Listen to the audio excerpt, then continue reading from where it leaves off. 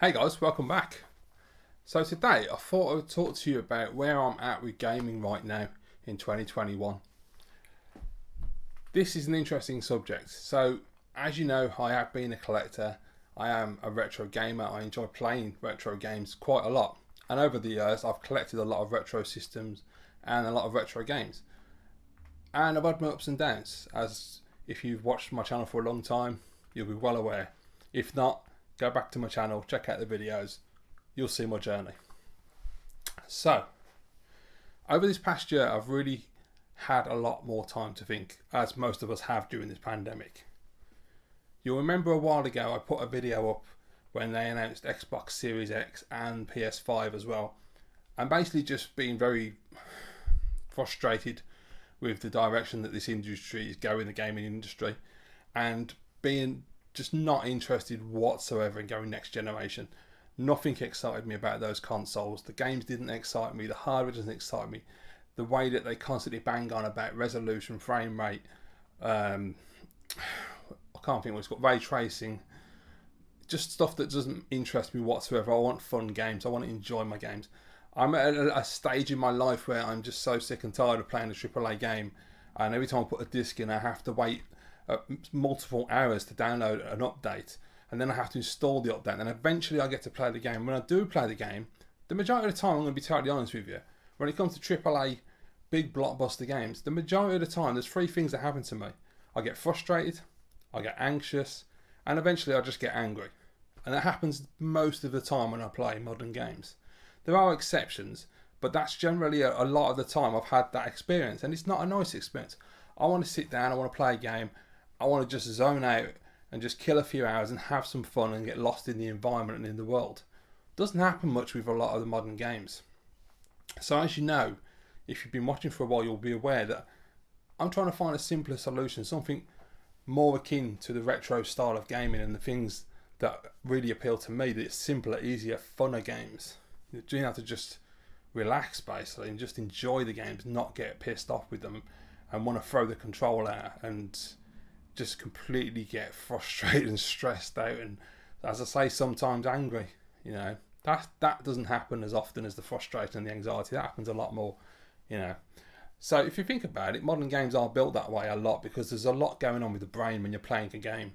All the buttons on the controller and the sticks and all of the actions that you're taking, we take for granted because we're used to playing games. But in realistic terms, if you actually scientifically examine what's going on with the brain, it's making so many decisions at that point in time.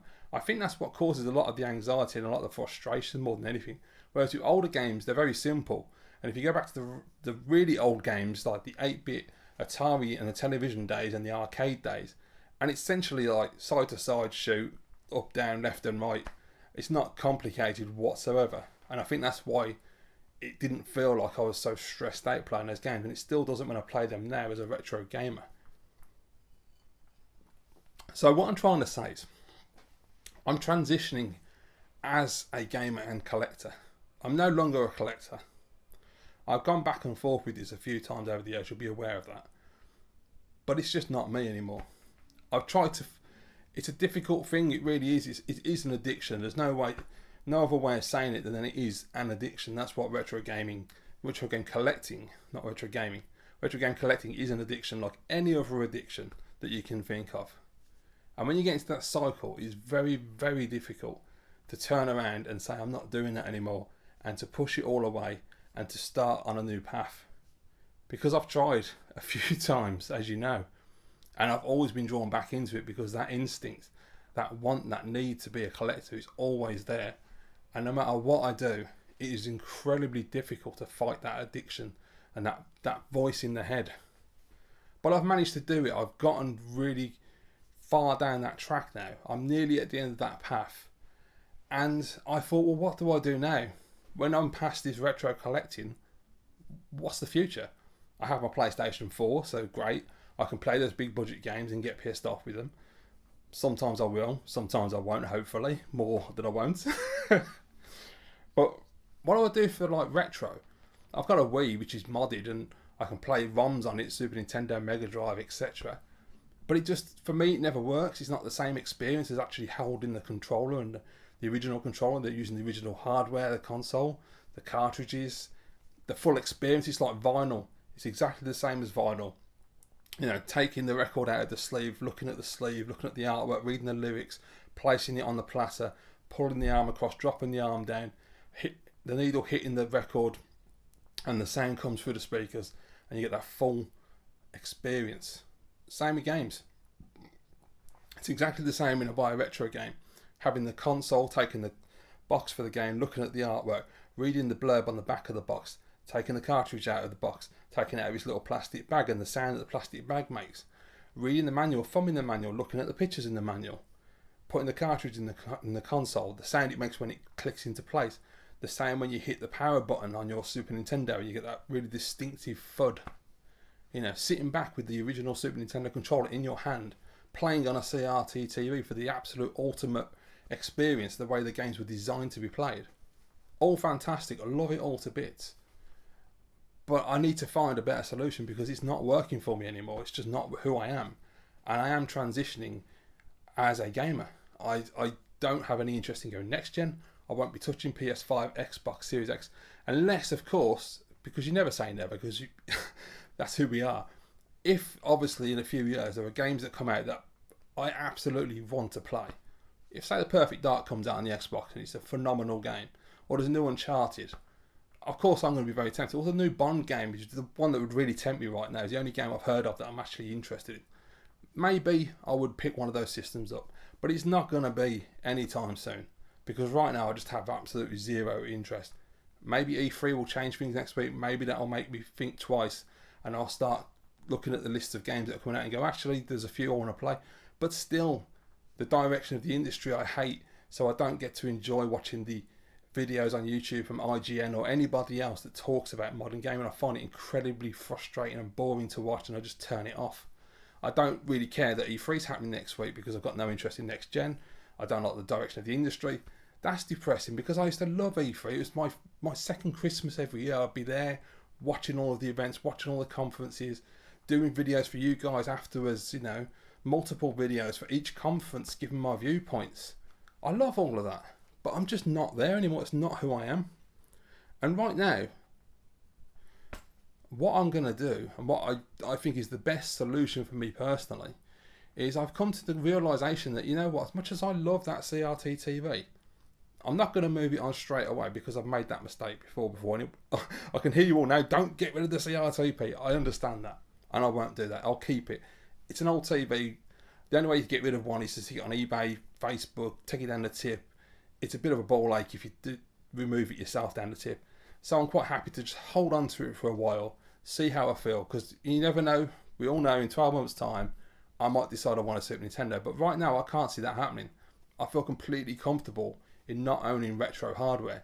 And if you look around at what's available, the amount of systems that are currently out and are coming out, we have such choice nowadays. We are so lucky. And, you know, when I really delved and started looking into, okay, if I don't have retro hardware, how do I play these games? Because I just want to play games. I want to be a gamer. And that's what I've become over the last year. I no longer care about buying PS4 games as soon as possible, buying retro games, constantly looking through eBay, trying to find deals and being paranoid about the condition of a sodding cardboard box. All of that has gone. All I want to do is just play my games. And if that's what I'm going to do, they're all going to be on a modern TV. So I started looking through the PS4, and the amount of games that come out on PS4 that I was not even aware of. Games like, they've got Ninja Warriors, which is Ninja Saviors now. They've got the Turrican Collection. They've got a new Pang. You've got all the Crash Bandicoot games. Crash 1, 2, 3, Crash Team Racing. There's even a Crash Bandicoot 4 now. You've got Tony Hawk 1 and 2 has been remastered. So why the hell do I need to just play them on a CRT and be so narrow-minded about, I must own the original hardware, I must own the original game, I must play it on a CRT TV. And, you know, it's took me a long time to get to this point, but I'm so bloody glad that I did. And when it comes to retro, either retro games themselves or retro-inspired experiences, well, there's a wealth of consoles and handheld systems coming out that are just unbelievable, really. The level of availability and freedom that we have right now, and obviously it all comes down to money, obviously, of course. But you look at the systems that are coming out. I mean, you know, we already have, there's analogs, the Mega SG, I think it's called, for the Mega Drive, and the Super NT, I believe, for the Super Nintendo. expensive, but solutions if you want to play your cartridges on a modern TV. If you don't want to do that, there are other systems. We've got the Analog Pocket coming out for handheld, amazing system. We've got the Amico, we've got the Evercade VS, the Evercade handhelds already out. There's the Pi Packer for playing online retro games. There's that Playdate thing, which makes no sense. There's all the mini consoles that have been released. There's so many options and things that just stop you just spending shitloads of money and wasting all of your money on things that really just fill the room. And yes, that I love. When I had a room full of retro, it was amazing. And if you're in that mindset and you love having a game room full of games and consoles, I get it. I mean, I really get it. I've been on this YouTube journey for 12 years, and you know me, guys. You know I understand that. But where I am right now is just a pure gamer and just want to enjoy my games. I'm perfectly happy with the journey I'm on, and the destination for me is going to simply be, at the moment, PlayStation 4 modern games. And then after that, at the end of this year, in October, the Amico comes out. That's going to give me the couch co-op, the family, the friends working and playing together. It's going to give me the retro Imagine games, loads of new cool sports games. It's going to give me that old school throwback 2D with modern graphics, modern music, new level design on the reimagined games, new features, completely brand new 2D style games I've never played. It's going to be phenomenal. And then in November, we have the Evercade VS, which is the perfect retro solution for me. Okay, the games are on cartridges and the cartridge boxes are all numbered, so it does scratch that collector itch, but I'm not going to be buying every single cartridge and having a full set. I could do, but they're not expensive. You know, it's perfectly achievable. But I don't even see the need to do so, because I look at some of the cartridge collections and I could easily say if there's one game on a cartridge, then fair enough, £15. Even if the other 5 or 6 games or 20 games are not what I want to play, but one game I do want to play, makes it worth that £15. Fair play. But I'm not going to do that. I'm just going to buy the collections. I've gone through and made a list already of the collections I want. And the main focus really is the arcade collections that they're bringing out, which look incredible. But there are some other great collections. They've got the Codemasters, they've got Intellivision, Bitmap Brothers, they've got Indie Heroes, Mega Cat Studios. There's a lot of really cool stuff on the Evercade. And I like the fact that it's a cartridge system and you can just play it in 1080p on your big TV, and it's got a dual cart slot and it's got wired controllers. So you're kind of like getting a retro experience without actually spending thousands of pounds on hardware and software. And that's really just where I am right now. I am a gamer. Always been a gamer since I was about 8 years old when I began gaming. I'm now 43. Still a gamer. Always going to be a gamer till the day I die. But as far as collecting is concerned, it's really not what I want to do anymore. And I want to just basically let you guys know that that's where I am right now. I'm transitioning from retro collector to just pure gamer. It doesn't matter if it's a retro inspired system like the Evercade, or it's a brand new system with retro influences like the Amico, but also brand new experiences. Or I'm just playing on PlayStation 4 and it's like, that's good enough for me. And who knows, as I say, E3 might change my mind. Maybe I might see some games that actually look worthwhile and I want a PS5 or an Xbox. Probably only want a PS5, but as I say, Perfect Dark is coming to Xbox. But yeah, I just really wanted to share this with you guys and just hear from you. What have you gone through as a collector and as a gamer? Are you a gamer now? Are you a collector? Are you both? Have you ever had any wobbles? Or have you just always been what you are, know your direction, never wavered from that path, and you're quite happy to live the way you are? That's really what it comes down to, is we have to find the path that suits us and what makes us happy. Because otherwise, we're just going around in circles, repeating the same thing over and over again. And I've done it so many times, and you beat yourself up about it. And when it comes down to it, guys, it's just video games. That's all it is. It's just video games. And this applies to any kind of collecting. Games, comic books, beer mats, stamps, coins, whatever you're into. When you get into that hobby and you become a part of a community as well, you kind of like block everything else out, and it becomes a very narrow-minded experience. And you just focus solely on just buying, just bringing more and more stuff in and just filling those shelves and looking around and be like, wow. And it is really cool. It's when you first do it and you fill your room and you have those consoles that you grew up with, or those computers or whatever it may be, and you start stacking those games, you start playing the games, you're like, oh my god, the memories. And it's just fantastic, it really is. But, you know, sometimes you have to understand that you have to admit to yourself, I'm defeated. This is not what I want anymore. And when it's not what you want, you need to just let it go, as Frozen said. Walk away and just do what makes you happy. And that's all I can say. So let me know, you guys let me know your thoughts down below. Just let me know, basically, where are you right now in your life? Have you ever wavered in your gaming, collecting? What makes you happy? And yeah, just let me know what you think about what I've been talking about.